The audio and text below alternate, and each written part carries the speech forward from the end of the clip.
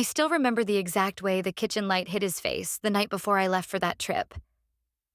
It was a warm, golden glow, the kind that usually made our home feel safe. But that night, it only highlighted the concern etched across his features. He sat at the table, hands folded, his wedding band catching the light. He didn't yell. He didn't forbid. He didn't demand. He just told me softly, almost pleadingly, "I don't think you should go." It wasn't about control. He wasn't the kind of man who told me what to do. We had always been equals, partners in everything. But there was something in his eyes that night, a heaviness that made my stomach twist.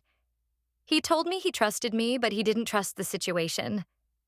He knew my friends, knew the way they liked to push boundaries, the way a girls' trip often meant more than just relaxation and spa days. He said he had a bad feeling, and he asked me, for the sake of us, to stay home. I laughed it off. I wrapped my arms around his neck, kissed his cheek, told him he was worrying over nothing. "It's just a week," I said. "We all need a break sometimes."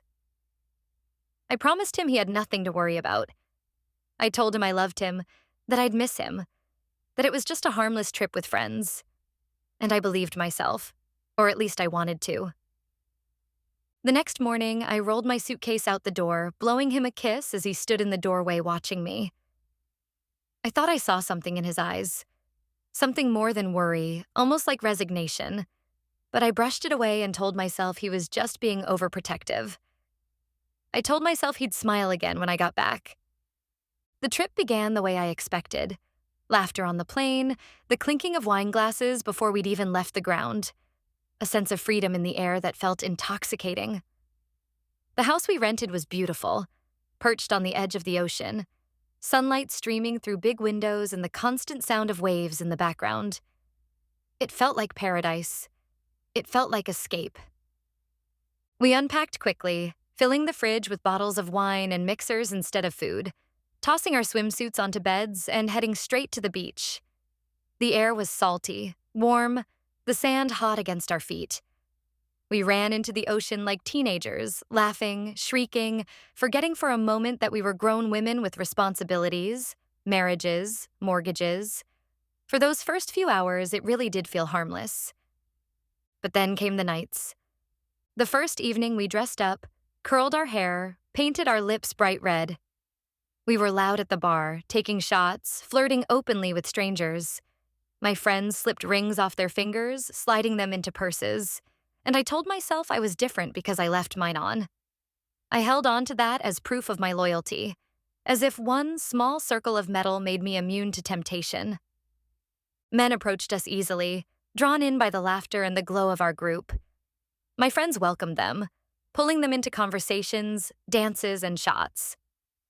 I stayed back, sipping my drink slowly, smiling politely, but telling myself I wasn't here for that. I had David at home. I had no reason to stray. But then there was him. He wasn't the loudest or the pushiest. He had a calm confidence, the kind that drew me in without me realizing it. He talked to me like I was the only person in the room, asked questions, listened to the answers. His smile lingered longer than it should have. His eyes held mine in a way that made my pulse quicken. When the music was loud and my friends were on the dance floor with their chosen men, he leaned close and asked if I wanted some air. I should have said no. I should have stayed inside, finished my drink, reminded myself of who I was and what I had at home.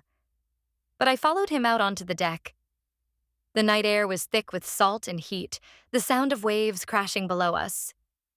He leaned against the railing, close enough that I could smell his cologne, and for a moment the world felt suspended. The kiss was electric and wrong all at once. My body responded before my brain could, my hands clutching at him as if I were drowning, and he was the only thing keeping me afloat. The rational part of me screamed that I was betraying everything, that this wasn't who I was, but the alcohol, the heat, the freedom, it all drowned that voice out. It started with conversation, harmless enough.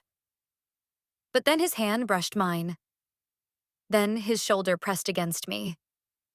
Then he leaned in and I didn't pull away. It was reckless, clumsy, fueled by lust more than anything else. It didn't last long, and it certainly wasn't worth what it cost me. But when it was over, when I pulled back and reality came crashing in, I realized I had crossed a line I could never uncross. I spent the rest of the trip pretending, smiling, laughing, joining in the fun, but inside I was unraveling. I told myself it was just a mistake, something I could bury and never repeat. I convinced myself it didn't mean anything, that it didn't change the way I felt about David, that it was just a stupid, meaningless fling that no one would ever know about. When I came home, I threw myself into normalcy.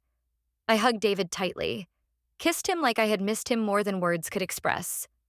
I unpacked, I did laundry, I made dinner. I told him stories about the beach, the bars, the silly things my friends had done, carefully editing the truth to make everything sound innocent. He smiled and listened, but his eyes lingered on me longer than usual, like he was studying me. At first, I thought I was imagining it. But over the next few weeks, I started to notice the change. He didn't accuse me. He didn't snoop through my phone or shout or demand answers. He was quiet but observant. He asked small, subtle questions, things that seemed casual but felt loaded.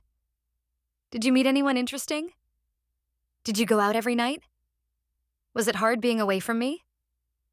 Each question made my stomach twist, but I answered calmly, smiling, lying smoothly. I told myself I was in the clear. But the way he looked at me sometimes, like he could see straight through me, made it hard to breathe. Then came the night everything collapsed. We were sitting in the living room, the TV flickering in front of us, but neither of us really watching. I felt his eyes on me, and when I turned, he was staring in a way that made my skin prickle. He muted the TV, set the remote down, and asked quietly, "Did you cheat on me during that trip?" The world stopped. My mouth went dry, my chest tight. My instinct was to deny, to laugh it off, to act offended. But the way he said it, the calm certainty in his voice, broke me. He already knew. My silence was enough of an answer. The look on his face was worse than anger.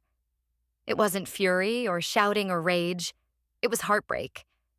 It was disappointment so deep it hollowed me out. He told me he had begged me not to go because he knew this would happen. He told me he trusted me anyway, and I had proven him right in the worst way possible. I fell apart. I begged. I cried. I swore it was a mistake, that it meant nothing, that it would never happen again. I clutched at him like he was already slipping away, but he just sat there, silent, eyes distant. After that, something broke between us. He didn't leave right away, but he was gone in every way that mattered. The intimacy, the laughter, the warmth, they all disappeared. We spoke only when necessary. Our conversations reduced to logistics about bills, schedules, responsibilities. The home that had once felt safe and full of love became cold, quiet, unbearable. I tried everything. I planned date nights, I wrote him letters, I apologized until the words lost all meaning. But nothing worked. The damage was too deep. He had trusted me against his own instincts, and I had betrayed him. Now, months later, I see him sometimes through social media, through friends. He's smiling again. He's lighter, freer, thriving in a way I haven't seen in years. And me? I'm haunted by every moment that led to this. The kitchen light the night before I left, the laughter on the plane, the warm air on that deck, the look in his eyes when he asked the question. Eventually, he left. There was no fight, no dramatic scene. He just packed his bags one afternoon, told me he couldn't do it anymore, and walked out the door. I collapsed onto the floor, sobbing into the silence he left behind. That trip was supposed to be an escape. Instead, it was the end of my marriage. I lost my husband, my partner, my best friend, because I couldn't say no when it mattered most. Because I convinced myself it was harmless, that I was strong enough to resist temptation, that 1 week of freedom wouldn't cost me everything. But it did.